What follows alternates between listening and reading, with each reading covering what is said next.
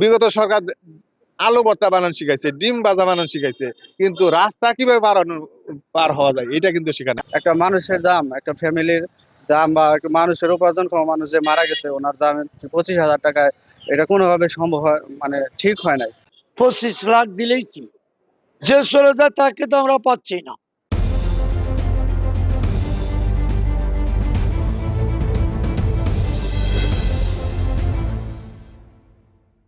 আমাদের জীবনের ঝুঁকি নিয়ে রাস্তায় বেরোইতে হয়। রাস্তায় বেরোলে মানে শেষ শেষ একটা কথাবার্তা বলে বাড়ি থেকে তারপরে রাস্তায় আমাদের বেরোতে হচ্ছে। আর জীবনের কোনো নিরাপত্তাই আমরা পাচ্ছি না।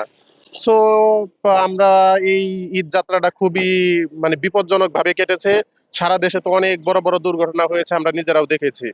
আহ, আমরা খুবই অনিরাপদ বোধ করছি এবং আমরা রাষ্ট্রের কাছে এবং সরকারের কাছে আবেদন চাই মানে নিরাপদ সড়ক। এগুলা স্কুলে থেকে যেমন কি বিগত সরকার আলু ভর্তা বানানো শিখাইছে, ডিম ভাজা বানানো শিখাইছে, কিন্তু রাস্তা কিভাবে পার হওয়া যায় এটা কিন্তু শেখায় না। আশা করি যে এই সরকার এই ব্যাপারে দ্রুত পদক্ষেপ নেবে, যাতে আসলে আর কারো প্রাণহানি হয় না। সবথেকে বড় কথা আসলে টাকা দিয়ে তো এটা ঘাটতি পূরণ হয় না।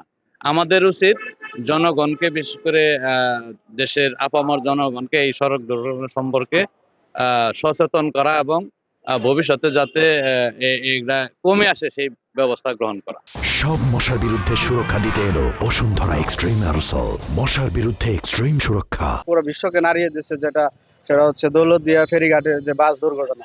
সেই বাস দুর্ঘটনায় নিহত ব্যক্তিদেরকে সরকারিভাবে যে অনুদানটা দেওয়া হয়েছে মাত্র 25,000 টাকা, এটা কোনোভাবেই আমি মনে করি না যে কাম্য হয়েছে। কারণ একটা মানুষের দাম, একটা ফ্যামিলির দাম বা একটা মানুষের উপার্জন ক্ষম মানুষ যে মারা গেছে ওনার দাম 25,000 টাকায়, এটা কোনোভাবে সম্ভব হয় মানে ঠিক হয় নাই। তো আমি চাচ্ছি সরকারের কাছে যে হচ্ছে আমরা একটা নিরাপদ বাংলাদেশ চাই, যেটা সেটা সড়ক পথ হোক, রেলপথ হোক, নৌপথ হোক, বিমান পথ হোক, সব পথে আমরা যেন আমাদের একটা নিরাপত্তা থাকে, এইভাবে যেন কোনো মানুষকে প্রাণ হারাতে না হয়। এর বড় কারণ হলো আমাদের দেশের যে সমস্ত গাড়ির ড্রাইভার আছে তাদেরকে ঘুষ খায় লাইসেন্স দিছে, তারা প্রশিক্ষণ প্রাপ্ত লাইসেন্স দাঁড়ি নয়। 25 লাখ দিলেই কি যে চলে যায় তাকে তো আমরা পাচ্ছি না। একজন পরিবারের কর্তা যিনি আর্নিং মেম্বার, তিনি তার পরিবারের লোকজন অ্যাক্সিডেন্টে মারা যায়, তার এই 25,000 টাকা তার কয়দিন যাবে?